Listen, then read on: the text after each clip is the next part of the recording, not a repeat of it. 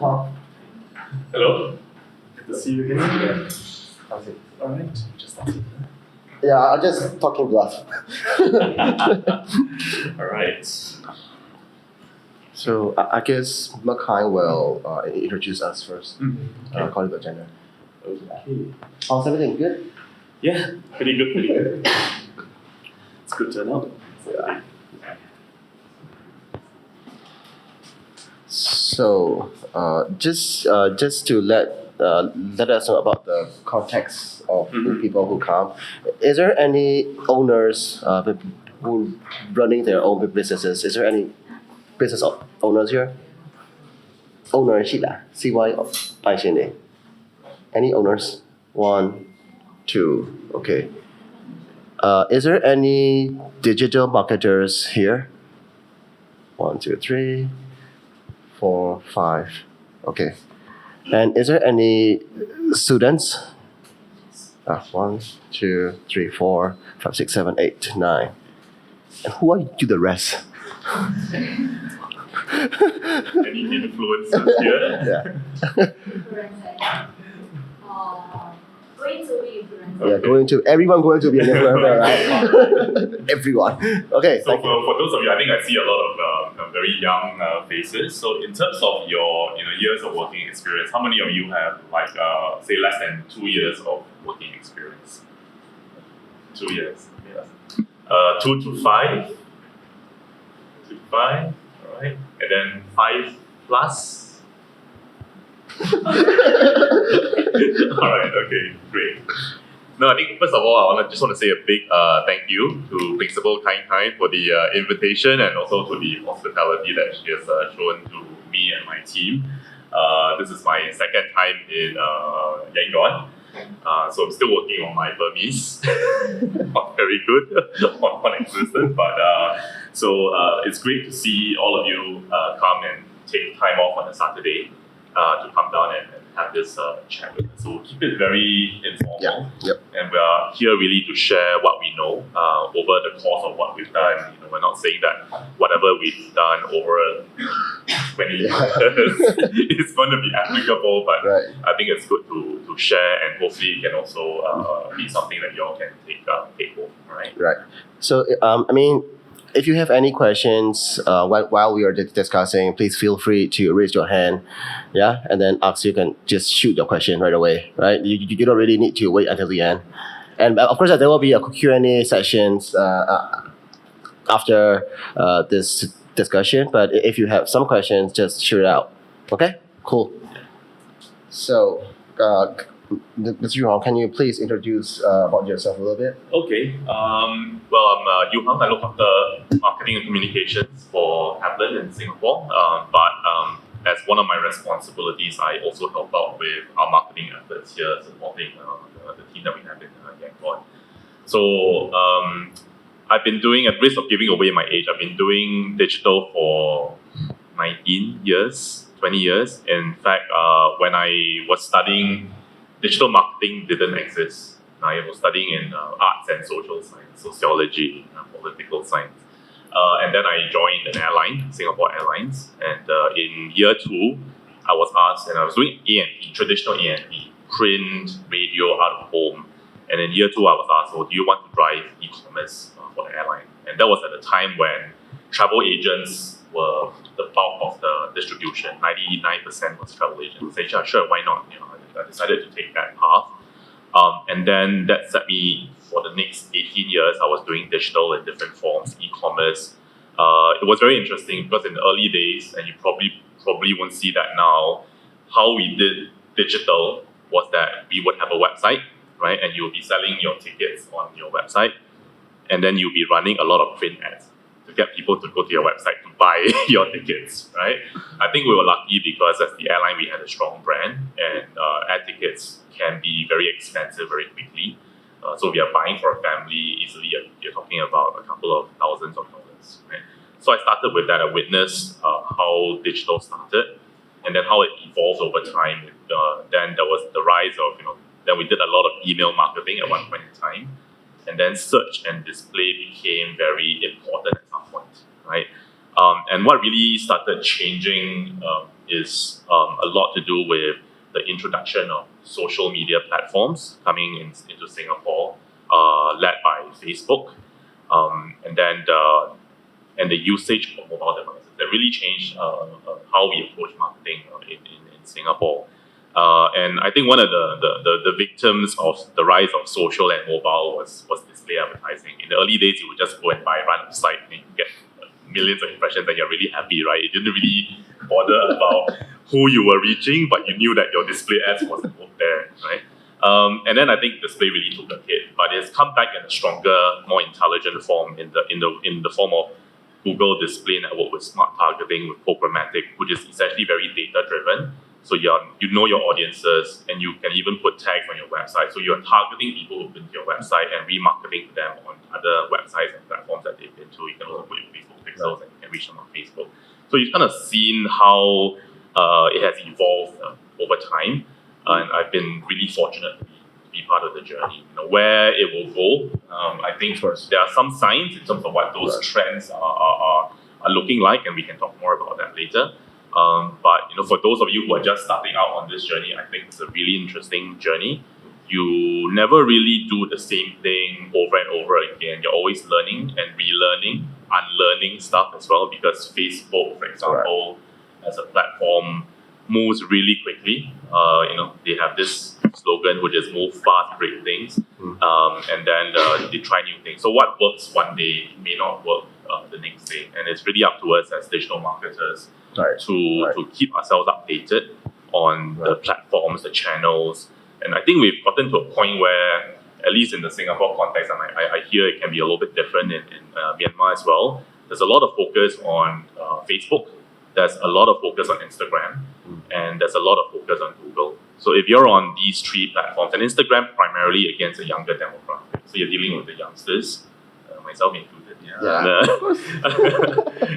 It is if your business is aimed at reaching younger audiences, then Instagram is where you want to be as well.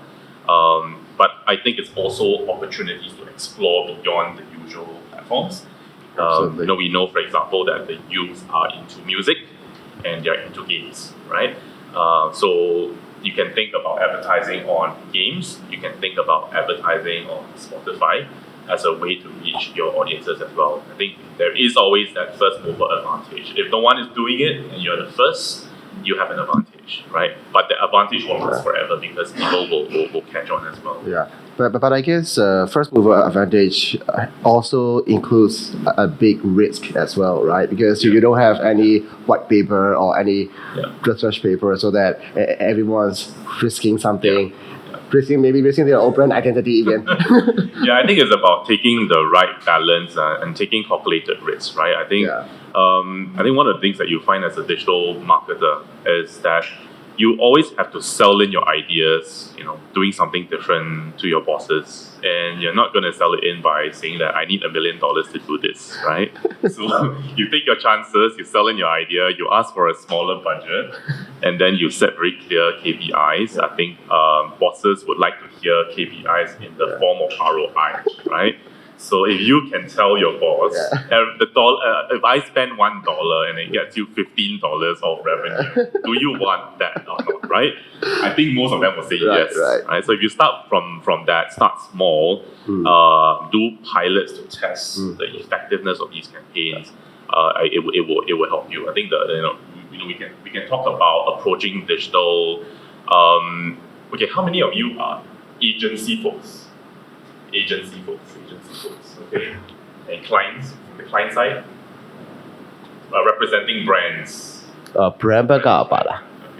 So maybe there's always conversations between the agency and the brands about who is right? And then the agencies will say, the brand is always right? Even though you feel very strongly about your idea, right? And then the client will always think they know best, right? But the reality when it comes to content is no one really knows, right? And until you put it to the test, if you can reach a point with your client where you put things to the test and you say, you know what, we have a few ideas, a few creatives. Instead of spending hours arguing about which one works best, why don't we just take both, for example, make sure that they're both on brand, test it, and see what delivers the best result. Right. Then you just allocate your budget against the best performing creative. Right. So maybe I will skip introducing myself because I mean everyone actually knows about me. Sorry, I went on for quite a bit. So I heard you're quite famous here. So. no. So I mean, it's a long story, right? So and then I'll keep repeating it in all the events. So yeah, let me just jump straight to the discussion. So because this is a very interesting topic to explore new platforms, right? So like we discussed it yesterday, this especially the small businesses in the country, we are very limited in terms of resources. Resources doesn't only like budget, right? It's also means like manpower and timing also, right? So so since you're encouraging people us to explore into the other platforms as well. So how do you suggest that how many percentage of budget or how many percentage of time that we should give in to explore the other platforms? Right. Let's say out of 100%. Well, it's hard to say actually. I think first you start with what is a right balance of digital versus non-digital budget, right? And I think the underlying principle here is where are your audiences? And I think we really started this session by trying the two of us understand the demographics of who's in the room today, right? So apply that to your marketing. Understand where your audiences, which platforms do they live on in the digital world, and how much time they spend on those platforms, right?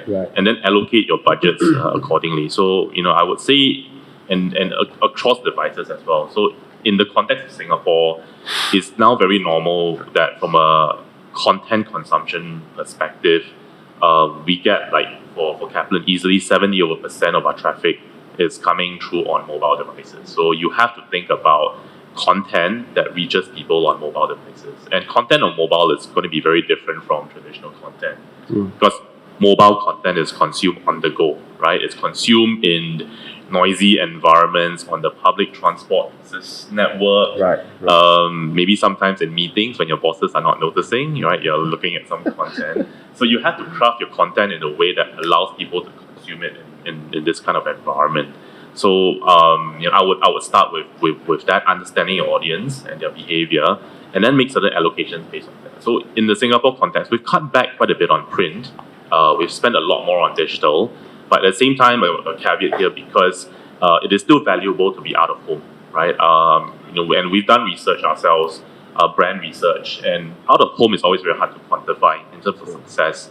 But when we speak to people, we run focus groups, and people actually tell us that, we remember the Kaplan brand because of an ad we saw at the, we call it the MRT or Mass Rapid Transit station. And we hear that consistently across different age groups as well. And of course, the older age groups will also tell us that, I noticed your ad in the papers as well, right? But there's a shifting demographic, a lot more digital. And I think, from a budget perspective, the way that we think about producing content is going to be very different. Content is absolutely essential, right? It's what will drive. I mean, beyond one is having a great product. And then after that, how do you tell the story of your product in the form of content? And your content is going to make or break how you cut through in the market. When I was in financial services, historically, we were used to producing really big budget TV commercials, right? So you get a superstar, you invest millions of dollars in production. You go on set and there is 20 people, crew of 20 people there, arranging the shoot. Easily, it's $1 million to produce, and a lot more in terms of what you would put in media to get the word out, right?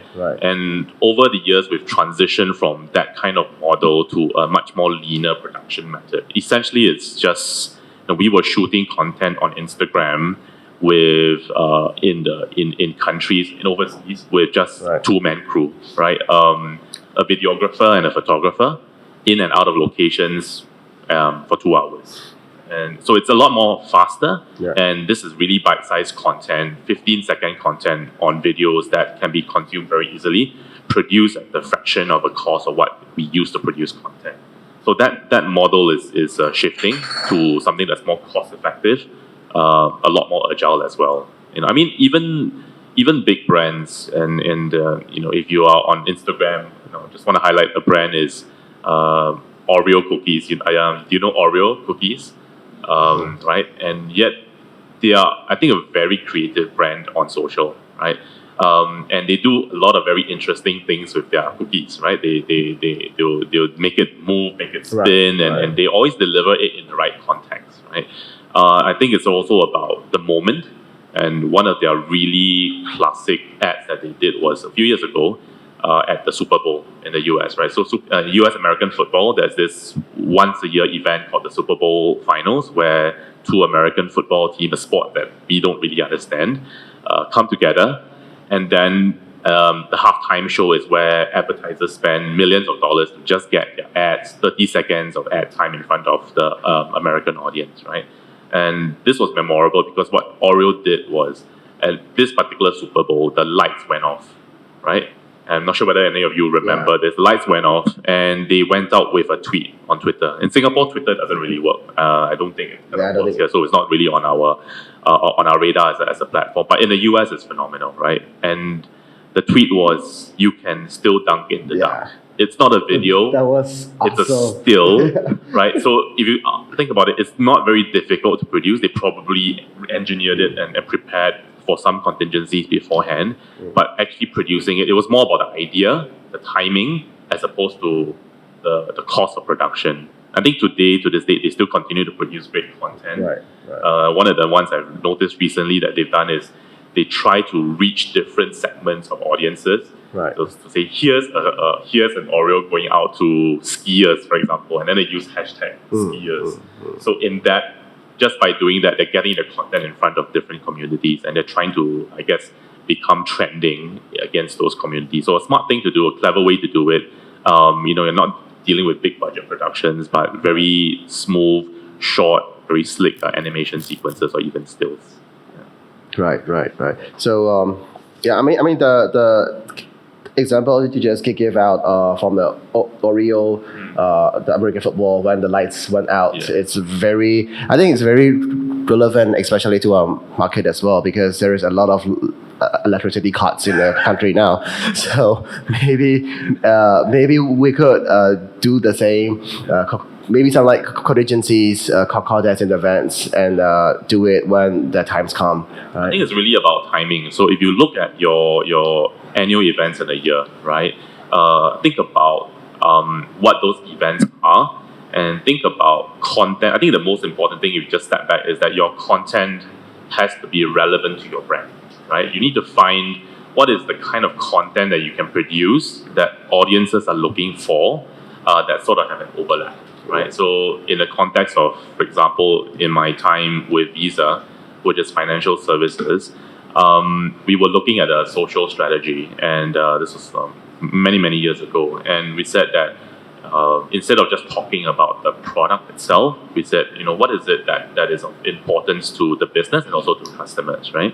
And it turns out that travel, entertainment, dining, and shopping are pretty much universal truths, but it's also where the company makes money as well, right? And yet that aligns very well with what people are looking for. Right. So there's a very nice fit in terms of content that we can produce at the time versus what people were looking for. So you need to find that space for your respective brands. Right. Or the clients. I think just don't try to be funny for funny's sake. If it doesn't line up with your brand, you need to do it in a way that lines up nicely. You get very distracted quite easily because sometimes we know that humor works in many markets, but it may not be the right message or tone for your brand. So you have to find the right Exactly. But like most of the time, the challenge that we face, especially in the agencies, people. I mean, I myself can come from an agency background, right?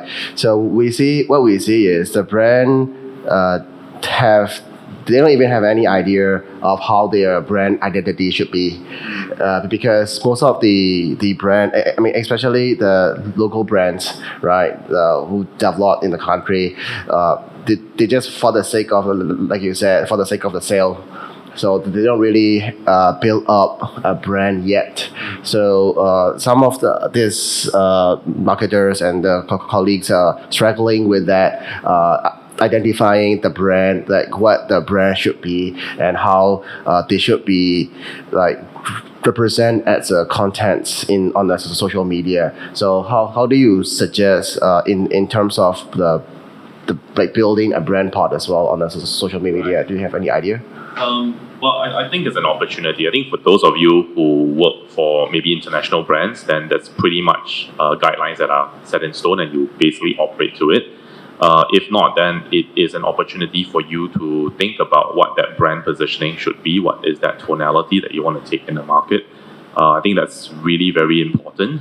And I think the key here is that, okay, in the past, right, you would there'll be conversations that that I will have with people, or you kind of hear of conversations that they have, and then when it gets to digital, they say, go talk to the digital guy over there, right? Because I don't know digital, it's okay, but you can talk to him, he knows, right?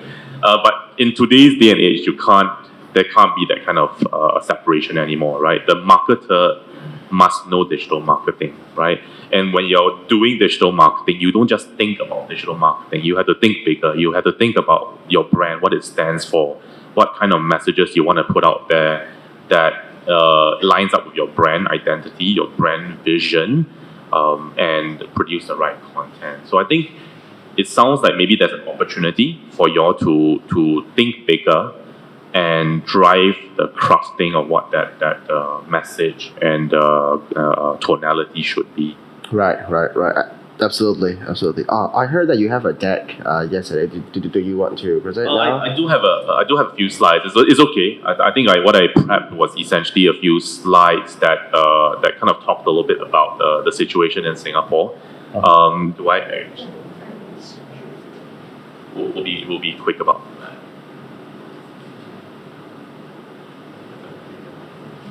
Okay ကျွန်တော်တို့စကားပြောတာအရင်မြန်ရင်ပဲဖြစ်ဖြစ်နားမလည်လိုက်တဲ့ဟာပဲဖြစ်ဖြစ်ရှိရဆိုလို့ရှိရင်ချက်လေးပြပေးပါเนาะရတယ်အားမနာနဲ့ဖြစ်တာဘာလို့ကျွန်တော်လည်းကိုချင်းစားကျွန်တော်လည်းတကူဆိုကြောင်းမဆိုစားမပေးဘူးဒါပေမဲ့မေးလို့ရပါတယ်လို့ Okay I didn't catch that. Okay. That's the first one. Okay.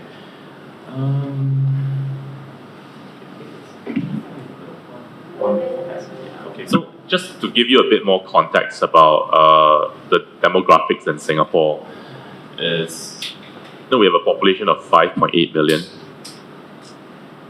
but we have more mobile phones than people in Singapore.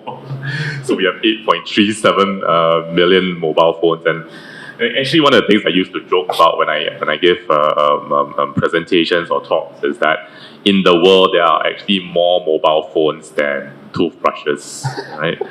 And then you will use your toothbrush twice a day, sometimes one, if you forget, but you'll be on your phone hundreds of times, right? And I think that really is the situation today. And we have a very high penetration in terms of active social media users. We're at 79%. And a big majority of them are actually consuming social content on the go, and that's double of the global average, I think. So device usage, and most of this is smartphones in Singapore anyway. So you're dealing with really rich content that's consumed through smartphones. And I was saying earlier, it's most of our traffic we see is coming on smartphones. So when we're buying advertising, where's digital advertising? There are many ways that you can do this, right? If your traditional ads, if you're kind of fitting it to a usual format, you're dealing with a 16:9 aspect ratio. Right. But really, you have to start thinking about 1:1 or even more of a vertical format. Right. Simply because it gives you a lot more real estate on a mobile device. And we always have to make sure that we have subtitles on our video content so that people can understand the video without listening in on sound. Okay, then this is how much time we spend on our devices. On the internet, 7 hours. We are on social for 2 hours at least a day, and then we watch streaming videos for 2 hours, and what's the last one? Listening to music 1 hour. Doesn't leave much time for work and sleep usually. Unfortunately, that is how it is. And I think the challenge for us is that when we run out of home advertising, and we did this in Singapore as well, and we have huge display ads and all that, right? And you have your audience really right in front of your ad, right? But they're doing this. Like, well, okay, we just spent quite a lot on this, but I'm not sure whether it's cutting through.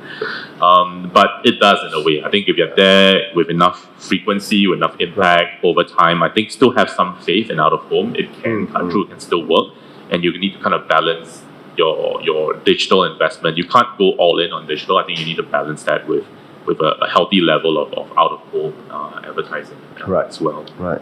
And then I think, let me see what I have next is. And in Singapore, I think these are the most active platforms. It could be a little bit different here. YouTube. A lot of people, younger folks, are now aspiring to be YouTubers.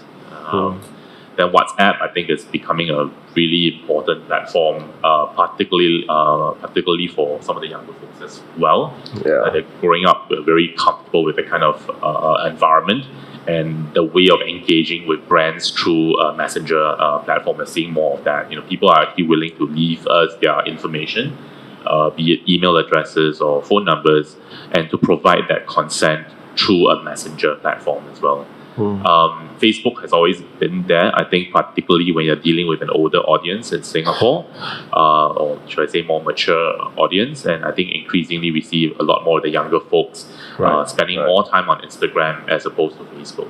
So if we are targeting anyone who's older, 30 plus, for example, let's say working professionals, we would be quite heavy on Facebook. But if not, then Instagram would be our go-to platform, right? And then there are other platforms. I think Twitter is less. We'll invest less in Twitter, or I think it's not really something in Singapore. I would say maybe in the Asia Pacific region as well.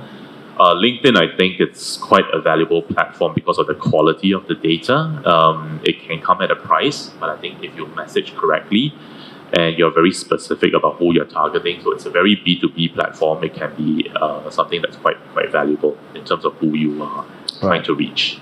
Yeah. Right. Google's not here as a search engine because this is social media platforms, but as a go-to, for people looking for content, looking for you in a very active way. We did a piece of research, and we asked our audiences in Singapore, how do you look for information in this context? How do you look for information on higher education? And the first thing they say is we will go to your website, right? We will talk to our friends and our teachers, and we'll search on Google, right? They don't actively look for information on Facebook, right, on social platforms. They do receive, it's in a more passive way, consume content, but they don't go there to seek out information. So in a way, for us, our website is still an important platform, and it allows us to deliver a lot more content about programs and what you can deliver on social. So how do you think? Do you think that the behavior of searching on Google is, going into Facebook, or do you think that Singaporeans still searching on Google now? Yeah, I think there's still a lot of search on the Google in Singapore, and one of the ways of looking at it is the number of ads that we see on Google, right?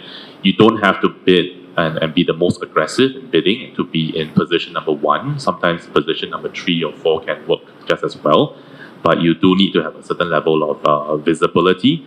And it's actually pretty good quality traffic, right? Because this is not us trying to reach you on Facebook, trying to second guess whether you are interested in higher education. Yes, we can target based on interest, but education is something where people take a longer time to decide. But when you're ready and you are searching, then we want to be there, and that's why I think it's a higher quality traffic as well. Okay, I see.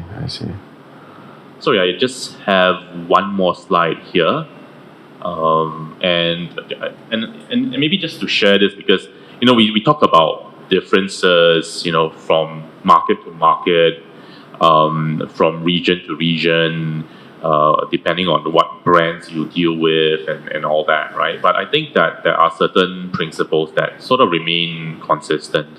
And for me as a digital marketer, and now I'm driving marketing in general as well. It really cuts across. I think one good thing is that as a digital marketer, your skills are quite transferable across different industries, right? But things that stay the same is always to be focused on the business. Don't whatever we do on the digital and social, it can be fun, but we need to make sure it ladders up to your marketing priorities and your overall business goals. We are focused on driving quality leads for our company. Yet we also looking at how we can build the brand and measuring what matters, and we can talk about metrics maybe a bit later on as well. But I think what's really important on top of that is to be audience centric, right? To know who your audiences are, where they're spending more of their time, and then what's on their mind, and then being there at the right time, right? And mobile first, we talk a lot about that. Certainly in the Singapore context, I think it's quite similar. Similar to here as well. For Myanmar as well, and I think you probably are leapfrogging the desktop environment straight to mobile and straight to social on mobile as well. I guess desktop percentage here, desktop and laptop percentage here is less than 20%, and mobile is more than like 90. So yeah. And I think underpinning all of this is to be data driven in how you approach your marketing, right? And data driven here doesn't really mean just looking at your digital data, not just looking at your Google Analytics data. It's also looking at your consumer research as well. It can be some good old fashioned quantitative or qualitative study that you do against your target audience that will give you some insights on how best to approach marketing. Right, so and I think that's a very valuable avenue to consider and not forget. Yep. So the some context from this market, right? The way we have seen is especially for the business owner, they're still using these social media platform, especially the Facebook as platform for getting more and more awareness, right? Not really to generate leads yet. But in your perspective, how do you think that we should shift? Because I mean, more and more these days, the business owners are getting some like mindset of hey, we can generate leads from Facebook as well, right? I mean, especially the smallest businesses, aka the online shopping people, right? So they're like one man business. So they buy from maybe like from China, from America, and then they sell back to here. So that they think that okay, we can actually get the leads from social media to sell customers, right?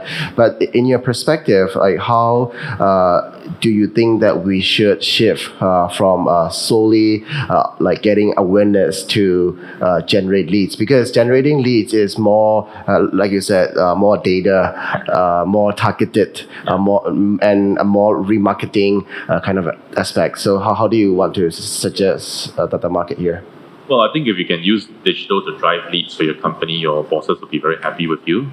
And platforms like Facebook, they have actually made it easier for brands to be using the platform to generate leads, right?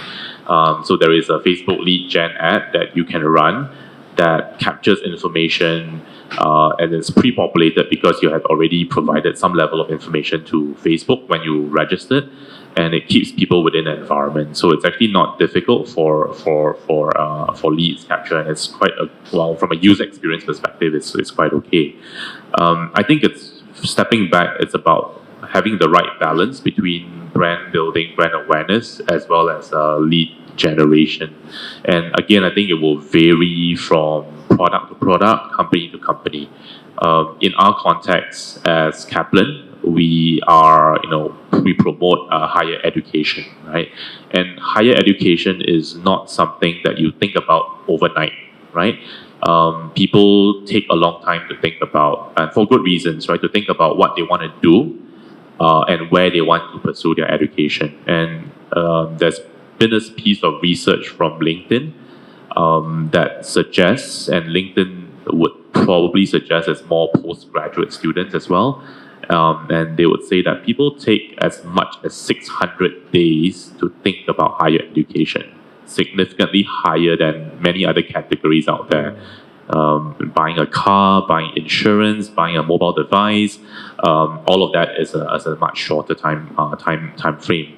So if you are in a similar situation with a product that requires a very long thinking time, you can't just be focusing on lead generation, right? Lead generation is essentially the last mile when you're trying to close the deal, you're trying to get people to follow up with you and sign up with you. You really need to start building that relationship much earlier on, such that when people are thinking about making that decision, you are top of mind. So if you are in a similar situation, that's where the brand effort is important, right? You need to kind of let people know who you are, what you stand for.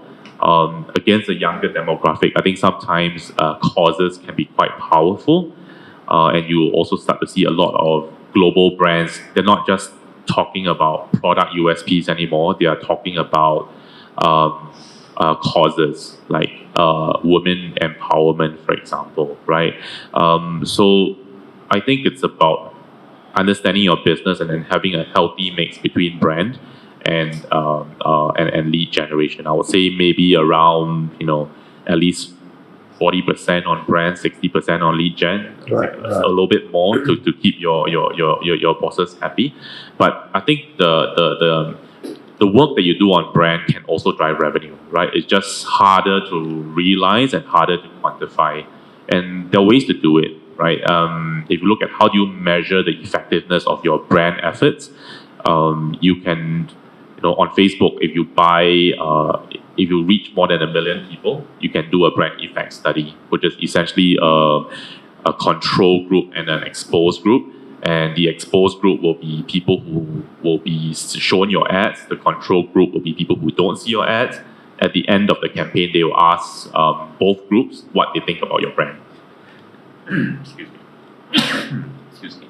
And from there, you can see whether your ads are actually effective and whether they have actually delivered better awareness and preference for your product as well.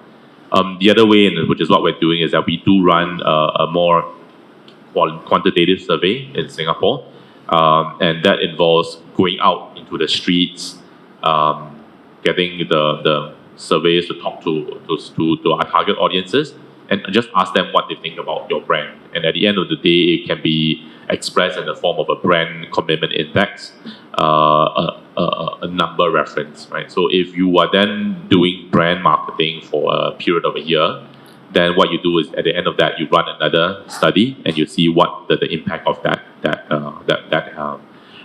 your campaign has on your brand score.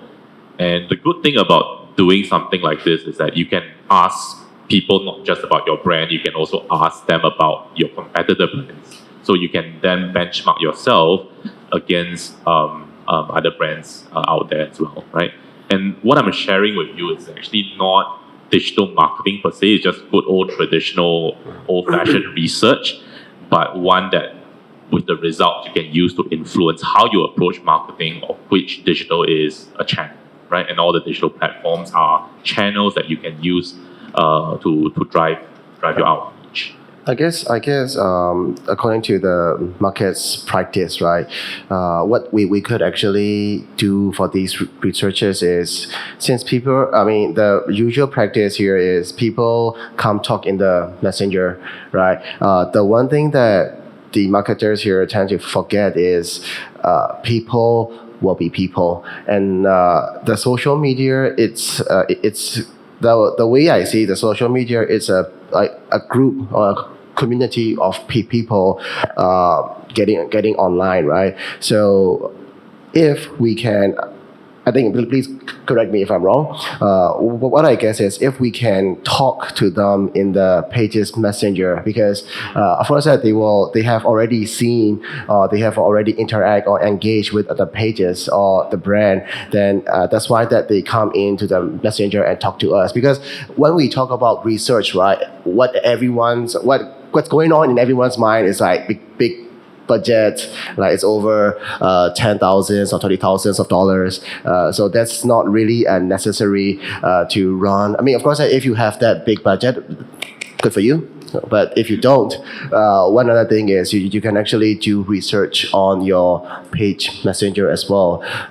Just don't be scared to talk to them in person on the messenger, because this is one funny thing that I seeing in the messenger. So when most of these page management, especially the customer service, is managed by the sales team or the customer service team, right? So I'm actually working with some other clients as well. So the way I see is, whenever people come to their stores, for example, like for Kaplan, when they come into the reception, that sales team can sell it really well. They know what to ask. They can, personalize replies and such. But whenever people come online to ask something, they're like really scared, and then they're like, they reply like a robot, right? So they don't really personalize, they don't really customize. And I actually asked those sales or customer service team that, hey, what's going on? Why you don't personalize your questions, or why you don't talk like a human, right? So they're like, hey, what's your name? What kind of subjects that you're interested in? This and that. So what they told me back is really interesting. Is that they're scared because of the person seeing is not human, not them. The person seeing is a brand. So if they talk to that customer wrong, then it might impact negatively towards the brand, right? So they're scared in that kind of sense. So, but again, I think if you have a proper customer service, how do I say, a strategy or something, if you have do's and don'ts, do these kind of replies and don't do this kind of replies, and then I guess that the customer service team or the sales team should have freedom to talk to the people, the customers more freely, right? Otherwise, I mean, I think that this experience everyone has been seen and or experienced yourselves as a customer, right? So I guess please let the customer service team or let the sales team to reply more freely than a robot. Yeah. I think it's really about the training, right? And I think this sort of applies to the days when you had a Facebook page and someone had to do response management, right? And it will always be the intern in the office doing that, right? And if it's not handled properly, it can actually damage your brand, because that is the brand voice, right? And that is the brand that they're talking to, represented by, say, an intern. I mean, I'm not saying that you can't, but I think you need to provide the right level of training, right? Whether it's an intern or, say, a program consultant, so that they can respond correctly, right? Because, I think social has really made it so easy for people to engage with brands, right? And with Messenger, it's even more so, right? And people want to engage with a brand. It's a good sign that they want to talk to you, right? Well, so opportunity. One more thing that they're scared is screenshots. What's that? Sorry. The customer can screenshot the replies yes. and then post it back, right? Because if you're talking at the reception, they cannot really like, hey, I'm taking you as a video, talk, right? So they're scared of that. Yeah, there have been many instances where you've looked at some of these screenshots and go, oh dear, all right, what's happened here, right? So I think it's really down to proper training, having the right people, and being serious about who you put in front of the customer on a channel like that, where it's so easy to do a screenshot and then it gets blown out of proportion, right? But at the same time, it happens. Don't fret, because it's also an opportunity to engage, to say sorry, to come up with a recovery that can help put the brand in a better position, right? I mean, I think people recognize and sometimes are able to acknowledge, you've made a kind of like an honest mistake. It's how you come back from it. Right. If there's anything that is a reference point, is that people get that 15 minutes or 15 seconds of fame, and then very soon thereafter something else happens, and it kind of blows over. But I think of course it's really important to have the right people to manage the situation such that you people get a positive experience from your brand when they are trying to connect with you, right? And I think it's a good sign as well because one of the things that we have is on Facebook, right? On your brand page, you can enable reviews and ratings, right? And we were debating, should we open it up or should we not have it at all? And we said that it's better to turn it on because you're more transparent, and I think people can appreciate the fact that you are, I guess, as a brand, brave enough to put yourself out there, and if you believe in your product, that you're going to get positive feedback. I think it's a good affirmation of your brand. Right. Does anyone have any questions regarding to what we just discussed? Please feel free to ask in Myanmar as well. I can translate back to him. Yeah. So okay. Him. Yeah. So moving on. We know that you're a SEO expert, according to your experience.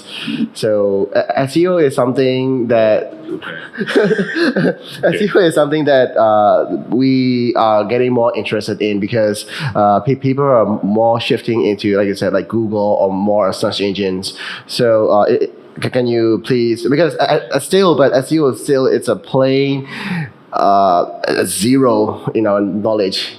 Okay. Most of us. Okay. Yeah. Okay. First, I wouldn't call myself that. SEO or SEM. I think one thing you'll learn is you never call yourself a digital marketing guru because the learning is never complete and things always change. I think I also have my digital marketing guy somewhere in the room over there. If you have any questions on SEM, yep, he's right in the corner. You can approach him. But I think it's really important. If I look at SEO and you know the difference between search engine optimization and search engine marketing. So search engine optimization is briefly it's about making sure you have the right keywords on your website so that when people look for you on Google, your website will come up on page 1 is what everyone aims for, and this is organic, so you don't pay for the listing, right? So if your page is properly optimized with the right keywords on the right pages, then you will surface on searches like that, and that's what I think it's table stakes, something that we just have to do. And something that we've been doing over time as well. I think search engine marketing, I mentioned it a little bit earlier as well, is very important for us is because these are people who are actively seeking you out, right? And if they are trying to look for you or look for your competitors and you want to sway them to your brand, that's when you go into search engine marketing. You buy your own brand terms, you buy some generic keywords, but sometimes it can be expensive, so you have to buy maybe a bit more long tail keywords. Like let's say if you're a travel brand and you want to buy travel, good luck to you, right? Because everyone's buying travel, right? The airlines, the agents, the hotels. So you're going to be in for a tough fight. But if you're a bit more specific about what you're buying, travel to Yangon, travel to Singapore, travel to Japan, then that universe of people buying those keywords will be reduced and it will be at a much more palatable cost. Right. So I think search is important. And if we look at our, I'm not sure what the context is, and I think we've had a conversation around the search in I think a lot more of the activities happen on Facebook in Myanmar, but from what we see across our digital channel mix between search, social, display, search is always the one that gives us the best and most cost-effective cost per lead. And so we will try as much as possible to be in that space and get as much share of voice as we can, and then we will then look at other channels as well. So I think it's really table stakes, and it might be an opportunity here as well because we do understand in our conversations with Alex that a lot of this search behavior happens on Facebook, but when we look at Google search trends on certain keywords, we do see some volume there, and we see that there is a very low level of competitor activity. So might be something for you all to think about. And as you think about exploring new channels beyond what you're used to. Okay. Will it be possible to give like 3 simple tips about the SEO for us to just work it out? Wow. Set aside some budget. It doesn't have to be a lot, I think. Certain level of budget will be good. I think the most important thing with search is to keep looking at your results, right? Because Google can be optimizing across different, within the ad groups and all that. But it's important that you look at the results, tweak your copy. I think from us, it's also from a marketing standpoint, sometimes it's important for you to check with your product guys to make sure that we are, putting out the right USPs that reflect the product as accurately as possible. But it's really about setting aside budget, optimizing, and tracking against that, and making sure that you're taking people to the right pages with the right content. Yeah, and I think also it's also about where you will probably spend more on mobile search compared to desktop.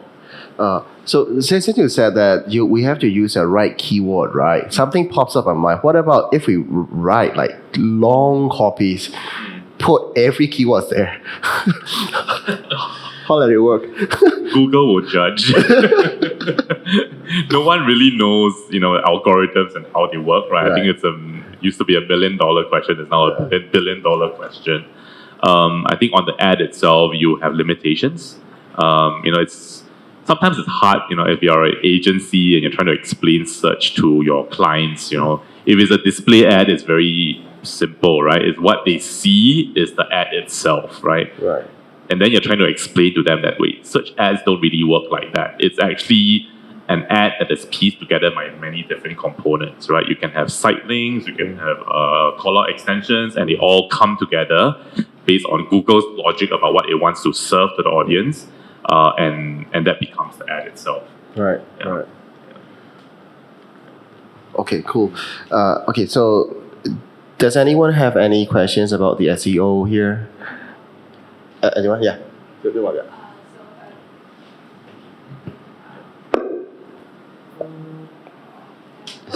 For small pages or small business, I like to mention.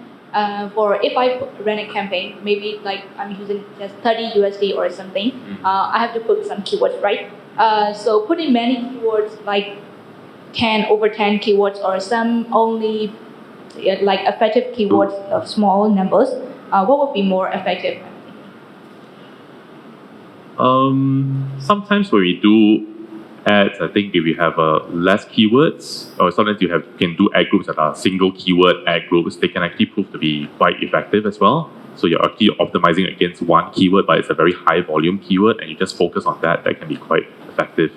I think Google calls it single keyword ad group, right? SCAG. So you can do something like that. From an SEO perspective, I don't think you can optimize too many keywords on your pages as well. So you kind of focus every page on maybe 2 or 3 that matters, and try and have it appear in a few positions on the page, just to to lift the rankings of that page itself. Yeah. I guess. Please correct me if I'm wrong. Yeah. So what I think is like I said, if you spend like $30 in your SEM campaigns, right? What Google also look back is that keyword is in your website as well. So if you are buying those keywords which are not in your website, the cost will eventually increase. And if you're buying keywords and there's another part as well, if the other brands are buying those keywords that you're buying, then the cost will be raised as well. Or if you don't have the keywords that you're buying, then the cost will raise as well. So I think it's more in the optimization process. So let's say from day you have this 30-day campaign, right? And you spend the $30 in total. So what we usually do here is we look at the results every day, and then we judge from it. So that, let's say on the day 5, is keyword number 3 is doing good or not, or keyword number 5 is doing good or not. And along the way, that if we see some keywords are really high cost and they're not converting, then we just drop it and put more new sets of keywords in there, so that we don't really lose out any potential customers. Yeah. Google has the concept of what is called the quality score, and essentially the quality score, just going back to what Alex talked about, is about where is the keyword? Is it in your ad, right? Is it on your page? Is it even in your URL address, right? So it's also in your URL. These are things that will strengthen your quality score and allows you that for the same dollar that you're putting in, you will actually rank better than your competitors putting the same dollar if you have a higher quality score. Yeah. Thank you. Thank you. Is there any other questions? Any? Nope. Cool. Okay, so let's move on. Another one is like we discussed the other day about people who have started using multiple platforms other than Facebook, right? So I think so. What Singapore has experienced it already about the audience using multiple platforms, like you said, YouTube, Instagram, or Facebook. So one challenge that we face here is, like I said, there's especially in the smaller businesses, they have very limited resources. So especially on the manpower. So that there is most of these businesses has only one digital marketer that who is working on the customer service, who is working on they even have to work on the productions per se, right? And then they have to work on the content writings and stuff. So since they have a very limited manpower and there are so many platforms, let's say for the 3 main platforms, which is YouTube, Facebook, and Instagram, how do you suggest us to repurpose and post the contents towards all the platforms? No, I think it's a good question, and it's one that we always struggle with. In our heads, of course, we know that certain content works better on Instagram, certain content works better on Facebook, and so on and so forth, right? But sometimes the easy way out is you take the same piece of content, you post it across everything, right? And I think to address the resource, I think the content has to fit the platform. I think that's really important. And to address the issue of the challenges that you face in this kind of resource environment, I think you need to understand the nature of the platform itself, right? I would say, go for quality content anytime over quantity, right? The way that Facebook, for example, handles organic content is that you can post the content on Saturday and some people see it on Sunday, some will see it on Monday, some will see it on Tuesday, and some will never see it at all, right? And that's just the nature of the platform. A way to get more of that out is to amplify, right? So put money against your content, make that piece of content work harder for you. Don't focus on producing 5 pieces of content every week, for example. Do 1 or 2 good ones and focus on getting that piece of content out, right? And I think it sort of lines back with going back to, let's say, talking about metrics, right? And I would say that when you're dealing with a platform like Facebook, there are some metrics that I'll call vanity metrics, which are metrics that are very easy to understand, but they don't have any meaning and impact on your business, right? A good example is fans and likes, right?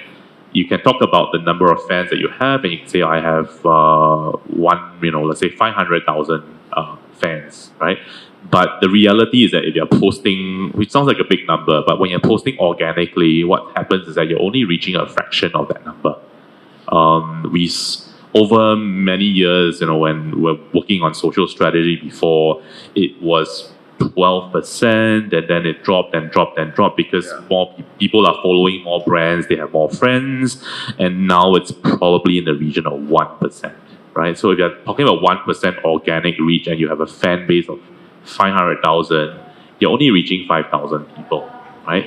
And I would say that for many businesses, you need that scale, right? And where you're going to get the scale from, you're going to get the scale when you are paying to reach people, right? So don't overproduce your organic content that you're not going to boost because you're just putting your mind, your money, and your resources in the wrong place. Focus on good content. Focus on amplifying to reaching your audiences is what I would advise. The same thing for likes as well. I don't really see it as a really valuable metric because it doesn't line up to your business. So I would rather look at ROI. I would rather look at, if you want some, I would say there's vanity metrics, which are those that we shouldn't look at. And there are some I would call more diagnostic metrics, which will give you a sense of engagement, which give you a sense of are people responding, what's the kind of click-through and all that to my ad. And of course, what you want to get to is what is this ad, what is this post actually doing for my business, right? How many leads, for example, did I get from this particular post? How many inquiries did I get? And I think those are the kind of metrics. And I think it's important on both the client side as well as the agency side, right? So to me, if you talk to me about fans and likes, I'm like, okay, that's not the right conversation to have, But if you are in a position and you say, no, let's have a more conversation around more meaningful metrics, then to me, I think you know your stuff. Yeah. Okay. Yeah. Okay. So let's discuss more depth into that metric part as well, since it's quite interesting. So since you said that there is this vanity metrics about the likes and the fans, right? So can you suggest what kind of metrics that we should measure in what stages of the consumer journey? Right. Okay, it's a tough one as well, right? So we can look at this and it can be, if I look at this from a lead generation perspective, right? Early on I talked about brand and how we can look at brand metrics around awareness and preference and what your brand score is relative to your competitors. If you look at lead gen, there's a process, right? And you start first always with your creative, right? And from your creative, you want to know, are people engaging with your creative or are they not engaging with your creative? And a good metric to start with that is click-through rate, right? If your creative doesn't have what Facebook would call thumb-stopping power, right? People will just scroll past, ignore it, and they move on to the next better creative, right? So it's really important that you start with, say, a click-through rate of your creative, whether it's your search ad, your display ad, your Facebook ad, to just get a sense of whether it's working. And if it's not, you have to tweak it, right? But if you get a healthy click-through rate, say search, say 5% or more than that, right, that's great. That means you're on the right path. Then you start looking at quality, right? When you look at lead generation, you always have to deal with we look at gross leads, which are, anyone who fills up a form, for example, but they may not be the ones that will then intend or may not intend to buy. Then you got to look at that. How many leads do you get? What is the disqualification rate between that and your qualified leads? And eventually leading on to what is the actual conversion from your qualified leads to an actual, in our case, an actual enrollment with the school. So those are the important metrics, because then you would know what is the problem you're trying to solve, right? Because it may not always be about leads. Sometimes it could be about conversion. And until you understand the full picture of how leads are flowing in, then you may not be solving the right problem. So I think if you break it down in terms of that journey, it will become a lot more meaningful to you and a lot more clear about what issue you're trying to address. I see. Cool. Does anyone have any questions about metrics and content? Do you have any challenges with, let's say, reporting back to your bosses? No challenge? All good. Yeah, you can ask him in Myanmar as well. I can translate back. Michiu. Cool.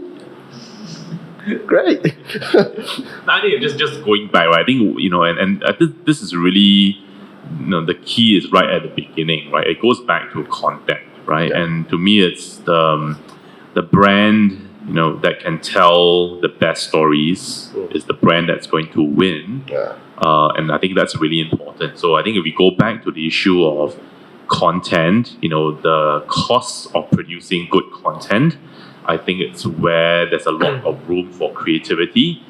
But the stakes are high, but if you do that well, I think it can really help you downstream Right. to capture attention, drive preference for your brand as something that's unique in the market, and result in the growth of your business. So I would say that's I think that is really quite key.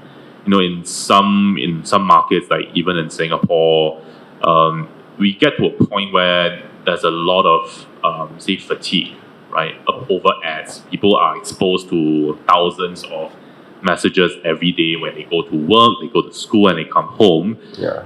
And how do you, within that kind of environment, continue to serve out content that is refreshing, that people want to engage? Because they're not saying no to advertising. I think if there's good advertising, people will respond to it and they will appreciate it, right? Going back to the Super Bowl example, right? It's not just about who won Super Bowl, it's also about who won in the ad space as well. And that's just as anticipated, at least in the marketing world, as the results of Super Bowl. True. Okay. So since we have like 10 more minutes before this session ends, yeah. Let me ask you another $1 million question. So, okay, this is a question that has been asking around the globe, not even the country. What do you think the next platform is? Wow. I mean, okay, let's say especially for Myanmar and Singapore, per se, right? Okay. So, where do you see what's next? I think that's not $1 million question. That's $1 billion. probably a lot more than that. And I think that currently where we stand today, there are four things, right, that are sort of like on people's minds, right? Social, mobile, data analytics, and cloud computing, right? And I think it will get to a point where you can do all four of this very well, but your competitors are doing just as well. So even if you do them very well, it's not going to give you a competitive advantage, right? And that's just how things are moving. Everyone is catching on. We talk about the same thing. You go to conferences, they talk about the same thing, and people catch on and they do, right? And they get better at doing it. Then I think the next wave after that is how do you then, and then what some people would call the post-digital age, right? What will be the next wave of opportunities for the brands that will crack it first, or the agencies that will crack it first on behalf of their brands? I think we are looking at areas like distributed ledger systems like blockchain. We're looking at AI. You see that in the form of messenger bots, you see it in the form of Alexa and all that.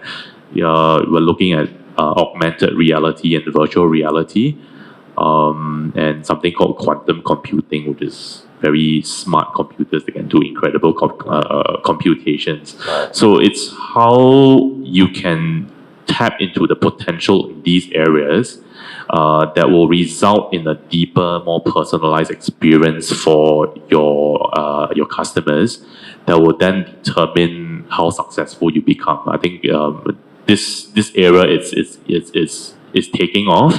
There's so much talk about blockchain, but nobody really knows what you can do with it.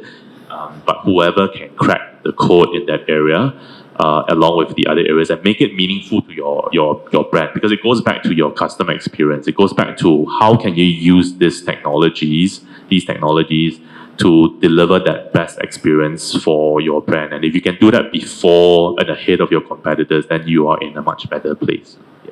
Right. So how do you think about the because these days, right, like you said, the Alexa, people are using the voice search more than the Google search, right? And then if you search with the voice, I also experienced it myself with my Android, right?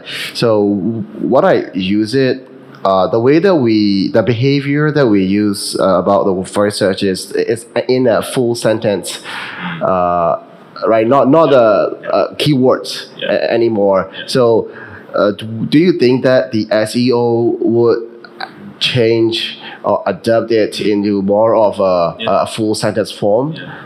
No, I think definitely. I think it's that cannot exist on its own. It's also down to AI. Yeah. It's down to machine learning, or what you call natural language processing, right? And being able to understand what is being spoken in the context of how the language is used in the market. So English, for example, in Singapore and how it's used is going to be different from how it's used in the US and UK. And if your Alexa is smart enough to recognize that and deliver a good experience, then you are onto a winner. I see. Okay. Yeah, so I mean, for me too, I guess the voice search will be big in this country as well, because one reason is when I talk with the team, they said that they are trying to gather as much voices as they could and then put it in their search system, so that the voice search will be could be a next big thing in the country as well. No, I think it's interesting because we talk about a lot of what we do on digital, and it's very visual, right? It's a ad that you see, whether it's a Google search result, a display ad, a social post. But increasingly, when you start to look at other platforms like Spotify, your ad it's a bit like going back to radio, right? It's a radio script delivered, and then people have their phones in their bags when they're on Spotify, and they're not necessarily looking at it. Yeah. So then you're going back to how do you deliver an ad that is audio only, and it can be quite interesting as well. Okay. So here comes the end of the sessions. Do you have any suggestion that you want to give to the audience? No, I think I'll just say that as I've been on this journey for about 20 years now, and it has really been a very exciting journey, and it's one where I think the skills that you pick up are transferable across many different industries, and as long as you apply the same principles here on my slide here, I think it will serve you well. I think what's also very important is that as we talk about digital marketers or people in marketing, I think the first thing that you come to mind is I need to develop the right level of technical skills. I need to get my Google certification and so on and so forth. And I think that's important because the market for digital marketing professionals is a lot more saturated now than before, right? I think what's going to help you stand out is not only on the technical side of things. I think that's table stakes. It's really more about developing your soft skills, because you are always going to be doing and experimenting with something new. You need to sell in new ideas, new ways of doing things, being able to be persuasive and to sell what you want to do to your bosses with the right returns for them. I think it's going to be quite valuable. So I think for technical skills is one area, but don't neglect the soft skill side of things. I think it will help you as you grow and take on more senior positions within your respective organizations. All right. Maybe just one final thing. Yeah, sure. I think it's my one of my ex-boss always used to tell me this, right? And she said, you are only as good as your last performance, right? So no pressure, right? So you can do a lot of things well, but people remember you for the last thing that you did, right? So it's always a good reminder that to not let your guard down, to always be learning and relearning, and be brave. Don't be afraid to try new things. there's a saying, right? If you fail fast, right? Don't fail after you spend $1 million. Fail after you spend $30. I think that's okay. But it's always about, I think, take that thought. I mean, it's more. Today, there's no more. I wouldn't say there's such a thing as maybe a digital marketer. You're a marketer that must have digital marketing skills. Okay. All right. All right. Any questions? Anyone? Any questions? Sorry. Yeah, sure. Regarding about the reporting and metrics, for your service business, which one do you see over engagement or reach or impression or share or what metric did you see or Mr. Balance or there are many things on Facebook metrics to look at it, but it's really hard to to know that the actual result, which one is working or which one is not working, is really challenge for me. Yeah, I feel you.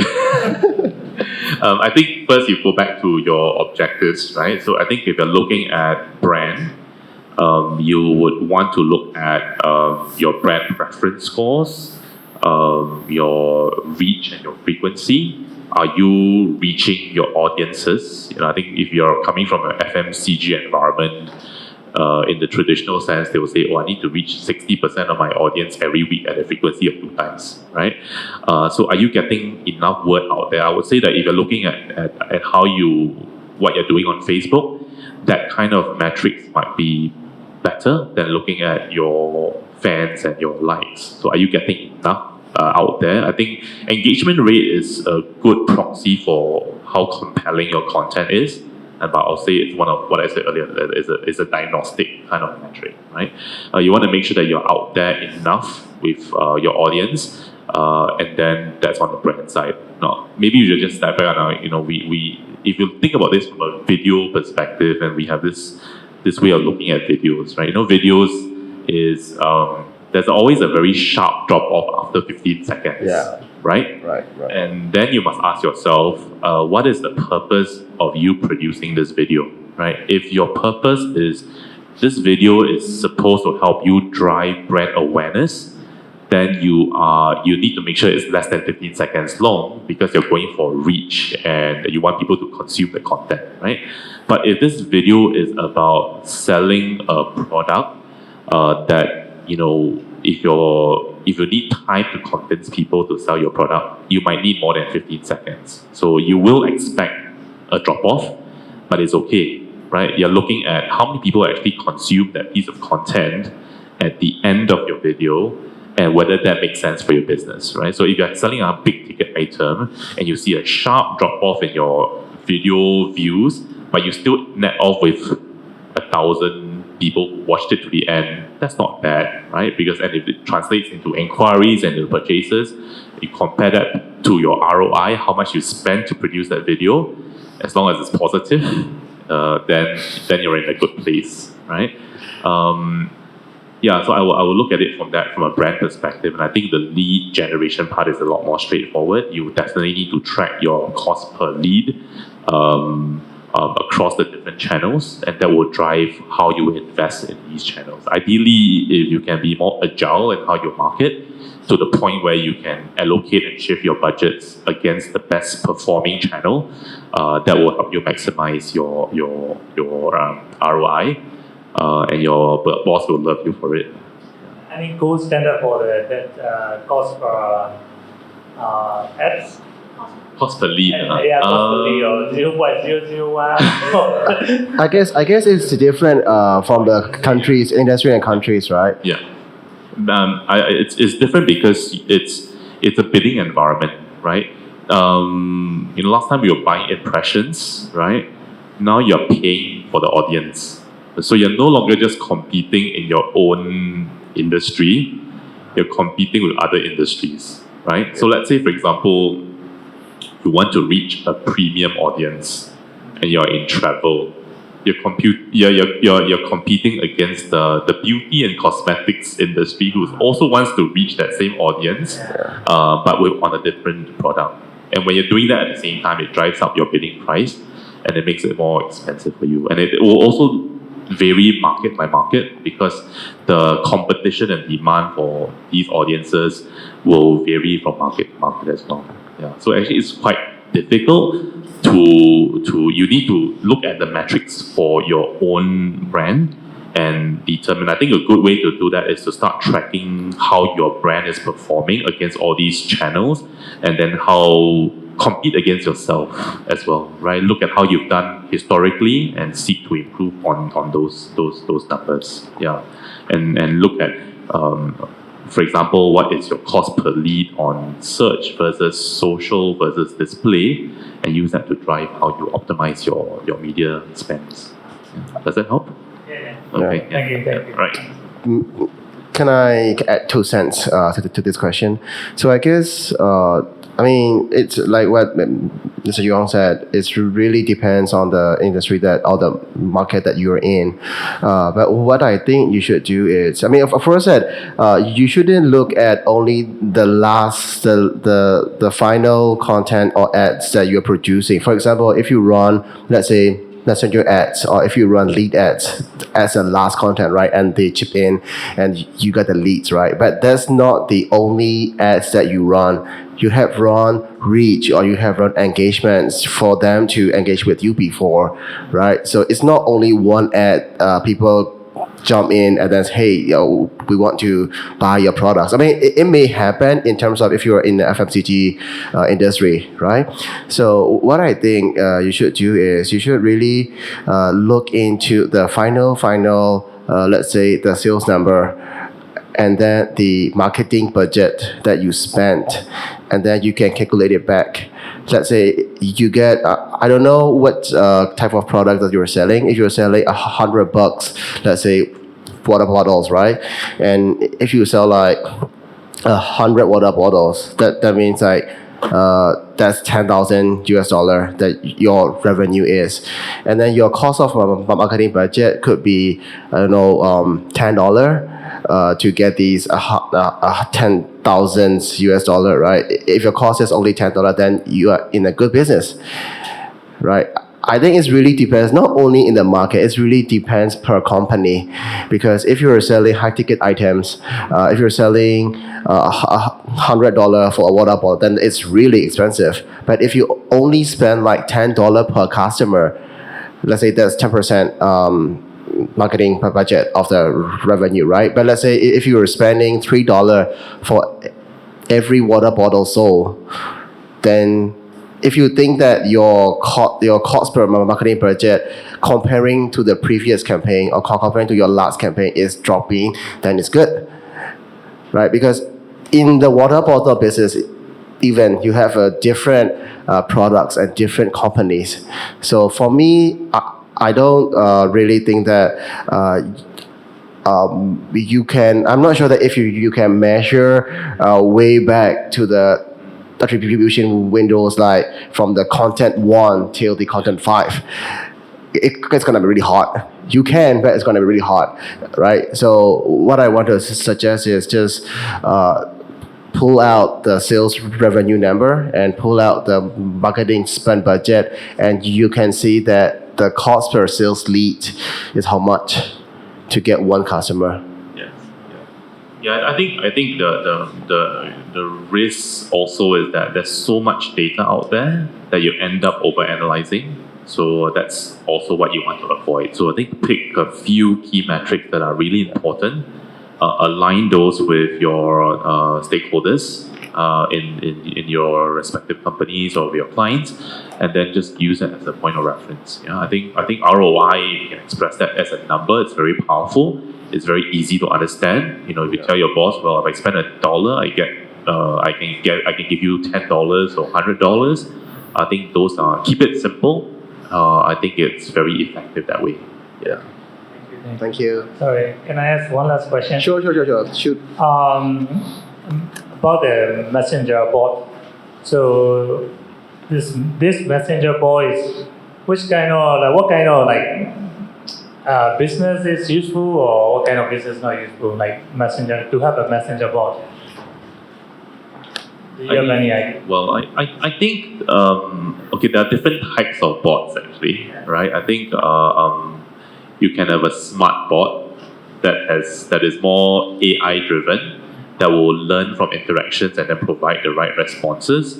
Or you can have something that's more rule based, right? Which is there's no AI engine behind it, but it's all based on what is typed in and then keywords and then showing the right content. I think the bot usage of the bot is quite varied and it can cut across many different industries. Now, I think the question here is how much content do you actually have on your web page, for example? And we have thousands of pages, for example. It's not uncommon for companies to have web pages that have a lot of content. And if you need an easy way to present that information to your customers, then a bot can help them to can simplify the experience. So I think it cuts across many industries. Education, healthcare, especially when you're trying to search for something important. You don't want to be buried in thousands of pages trying to find the right information. A bot can really enhance that user experience to get to information quickly. And if you're dealing with a younger audience, that's how they're already used to searching for information or making queries, right? So you are already using a platform that they are very familiar and comfortable with to engage with them. So you would, from a user experience perspective, it's great. So I think it applies across almost anything, right? You can use it to sell cars, travel. You can make quite about travel destinations, any sort of. I think it applies across, and that's the beauty of it. It applies across almost any industry. Yeah. Yep. Anything to add? Okay, so just to add, from my perspective, right? I think if you have a business that has been asked too many same questions, FAQ, right? Then you can use the bot to answer those as well. Because, for example, I came from Samsung, right? It's a mobile business. And again, the mobile business, everyone is asking the same question. How much is this? And then what kind of specs they have, what kind of CPU, what kind of RAM, what kind of color, right? So these are all templated same questions that asking again. And there's like over 10,000 questions asked every month. So that if you don't want to put in a lot of manpower or hire a lot of customer service, then a bot can help you. I will not say 100%, because again, the human touch is needed. When somebody asks a different question, the bot doesn't understand anymore, right? So if you have those kind of FAQs, then you can definitely use a bot. Yeah. How many of you have actually engaged with a bot before? 2. The cinema. Okay. And did you enjoy the experience? Oh, okay. GCGV, right? It's a good bot. Congratulations, it's a good bot. Yep. Is there any more questions? Nope. Cool. Thank you so much, Kaplan, for having us here. Discuss it. Thank you very much No, thank you. for joining us here. It's great to talk to and speak with all of you guys, and really appreciate you taking the time and effort to come down here. No, thank you. Yeah. Thank you everyone for coming next year as well.